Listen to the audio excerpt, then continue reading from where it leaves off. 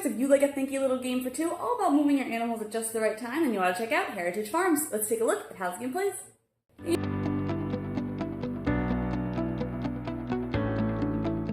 In this game, both players will be traveling from their farms to their markets, and ultimately they want to have two markets that have a full set of a chicken, a fox, and corn, and they will lose if they ever lose 3 of their cubes, which they can lose through nature's law.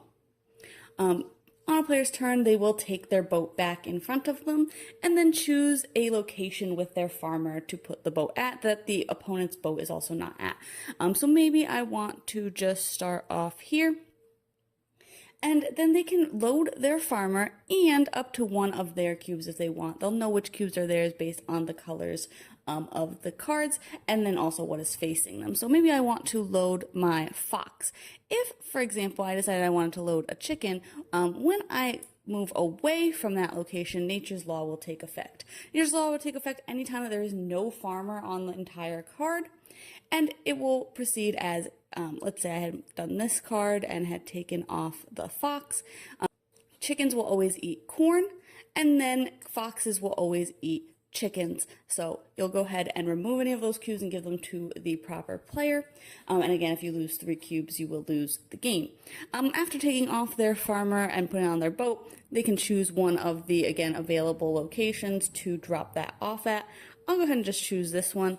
And then if they have a market bonus, they can flip it over and they can just put their farmer on that, and they'll collect that the next time that they move that farmer. On a player's turn, again, they will always take back the boat so they can start at any location. So maybe on the next turn, I want to actually move this farmer back because I want this bonus. So I can just put that bonus in front of me, and later on I can use it to move a farmer up or down 1 card. So let's say that later, I had this guy actually over here. And I really wanted to get this particular chicken. I could use this to move my farmer from here to here, and that way I could visit this location to move this chicken.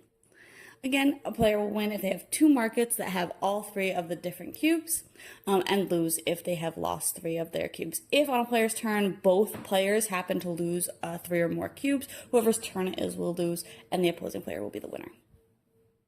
So overall, this game actually gave me a ton of analysis paralysis. I felt every turn like I had to make just the right move or I was going to instantly lose. It's all about like that riddle that you probably have had like to do in school as a math problem or something like that, where, oh, if I move these, I had to move all these animals across the river, but if I leave these 2 animals alone, then one of them will kill the other. So that is kind of what's at play here. So you always have to kind of consider that when you're moving a farmer and realize if you're going to lose cubes because you really don't want to. After a couple of plays, I did think that it was a little bit easier maybe to try and make your opponent lose cubes more than it was to actually try and get 3 different cubes to 2 of your markets. But after only a couple plays, I'm not sure if that really is easier. It could have just been who I was playing with, that we kind of both went for that strategy, even like with multiple plays. So I'm not sure if it really is easier, but definitely worth trying both strategies of getting things to market versus trying to get your opponent to lose cubes.